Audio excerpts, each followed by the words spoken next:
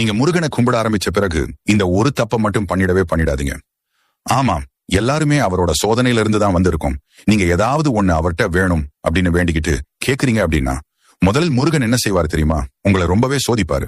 எப்படி அந்த சோதனை இருக்கும் அப்படின்னா, நீங்க எதை கேட்டு அவர்கிட்ட வந்தீர்களோ, எதுக்காக அவரை வேண்ட ஆரம்பிச்சீங்களோ அது வேண்டவே வேண்டாம் அப்படின்னு சொல்ற அளவிற்கு உங்களை போட்டு சோதிப்பாரு.